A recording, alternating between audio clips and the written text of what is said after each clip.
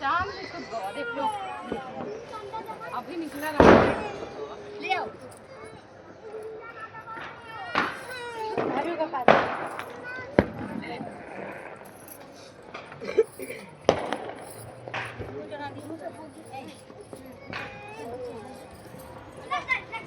फूल चढ़ा दिया चढ़ाए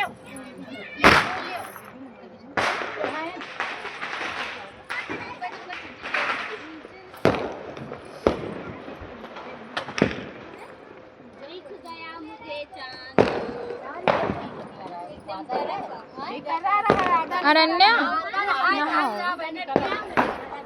ये वीडियो ऐसे ही बनाती रहो, रोकना नहीं, ऐसे ही बनाती रहो। कैमरा बहुत गंदा आ रहा है, कैमरा गंदा आ रहा है। बनाती रहना, रोकना मत, रोकना को तो यहाँ से रोकना,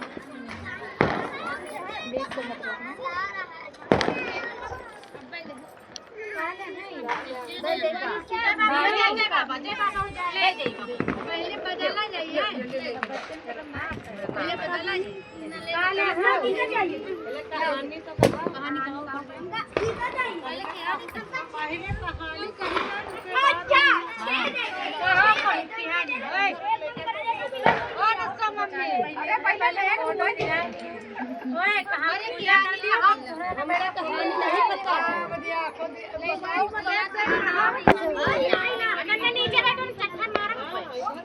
डर गया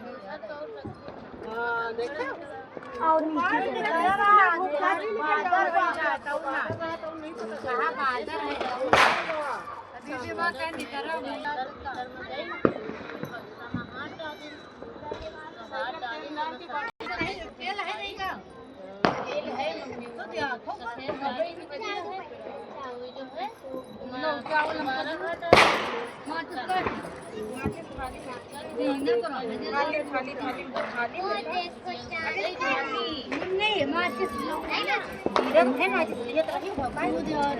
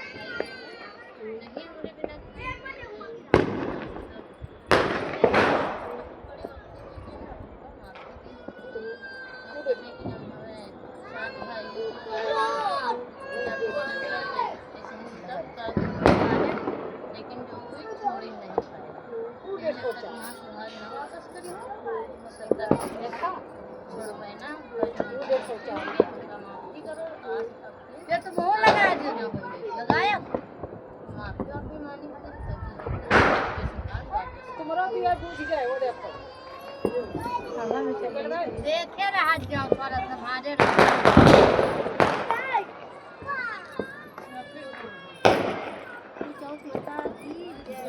शाम होते होते सभी भाई को उसकी ये हालत देखी नहीं गई क्योंकि चंद्रमा निकलने पर अभी काफी समय था।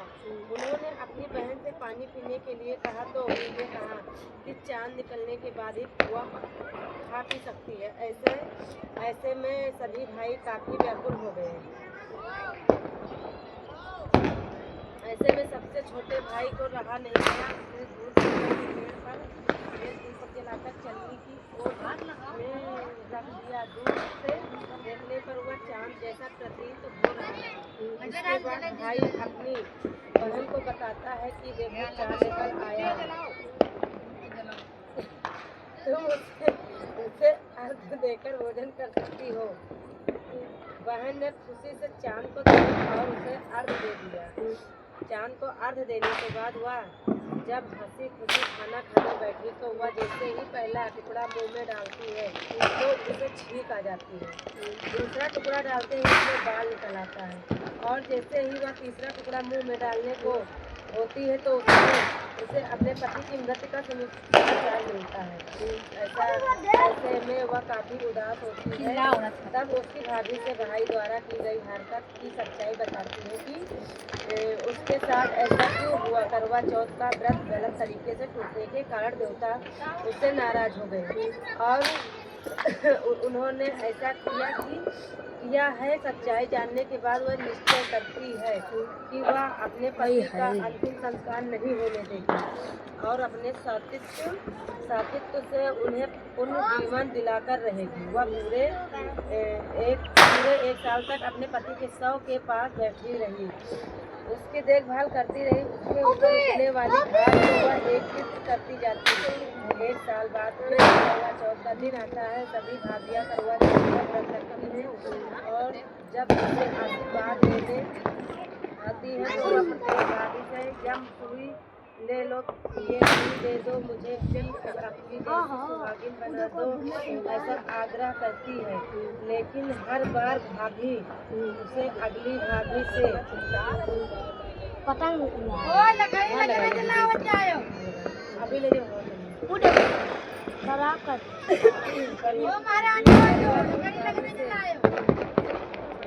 अगली भाभी से आग्रह करने का कह चली जाती है। इस प्रकार जब छठे नंबर की भाभी आती है तो करवा उस भाभी से भी यही बात दोहराती है। यह भाभी उसे बताती है कि झूठ सकते हो, छोटे भाई के कारण उसका यह व्रत टूटा था। अतः उसकी पत्नी में ही शक्ति है कि वह तुम्हारे पति को दुख कर सकती है। जब वह आए तो तुम उसे पकड़ लेना और जब तक वह तुम्हारे पति को जिंदा न कर दे उसे छोड़ना नहीं। ऐसा कहकर वह चली जाती है। सबसे अंत में छोटी भाभी आती है। तरवा उनसे भी सुहागिन बनने का आग्रह करती है, लेकिन वह इधर उधर की बात करने लगती है। इसे देखकर वह उन्हें जोर से पकड़ लेती है और अपना करने के लिए कहती है। उसकी भाभी उसे बुलाने के लिए बोलती है, सकोटती है, लेकिन करवा नहीं छोड़ती है।